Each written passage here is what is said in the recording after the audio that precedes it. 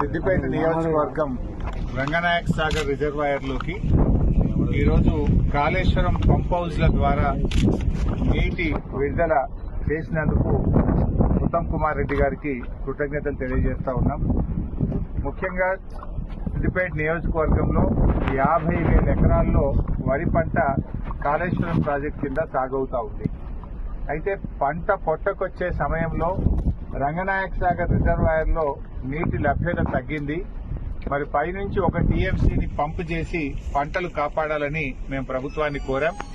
దానిపైన స్పందించి ఈరోజు అనంతగిరి రిజర్వాయర్ నుంచి 1 టీఎంసీ నీళ్లను రంగనాయక సాగర్ రిజర్వాయర్లోకి పంపు చేస్తున్నందుకు మరి మా లేఖపై స్పందించినందుకు ఉత్తమ్ కుమార్ రెడ్డి గారికి ధన్యవాదాలు తెలియజేస్తూ ఈరోజు ఒక విషయంలో ప్రభుత్వం కళ్ళు తెరవాలి.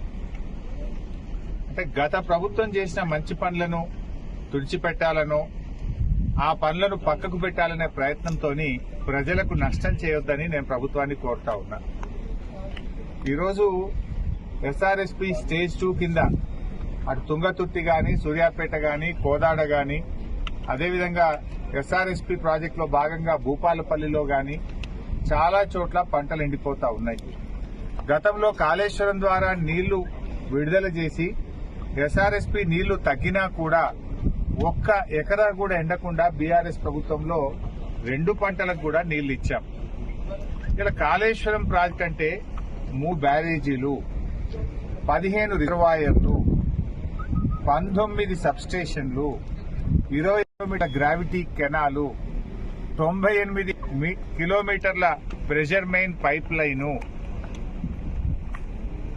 530 మీటర్ల ఎత్తు లిఫ్టు, 141 టీఎంసీల రిజర్వాయర్ల సామర్థ్యం. ఇదంతా కాళేశ్వరం.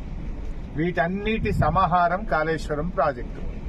వీటన్నింటిలో 15 రిజర్వాయర్లు బాగున్నాయి, 203 కిలోమీటర్ల టనల్ బాగుంది, 1531 కిలోమీటర్ల గ్రావిటీ కెనాల్ బాగుంది, 19 సబ్స్టేషన్లు 400 kV బాగున్నాయి, 21 పంపింగ్ హౌసెస్ అన్ని కూడా బాగున్నాయి, ప్రెషర్ మెయిన్ పైప్ లైన్లంతా బాగుంది, 3 బ్యారేజీల్లో 2 బ్యారేజీలు ఇంటాక్ట్ ఉన్నాయి. ఆ ఒక్క మేడిగడ్డ బ్యారేజీలో 7 బ్లాకులు ఉంటాయి. 7 బ్లాకుల్లో 1 బ్లాకులో 1 పిల్లర్ మాత్రమే కుంగింది. దీనికి మొత్తం కాళేశ్వరం కొట్టుకుపోయిందని, మునిగిపోయిందని గోరంతలు కొండంతలు చేసి దుష్ప్రచారం చేసి బీఆర్ఎస్ మీద బురద జల్లి రాజకీయంగా లబ్ధి పొందినారు. సరే, అధికారంలోకి వచ్చింది.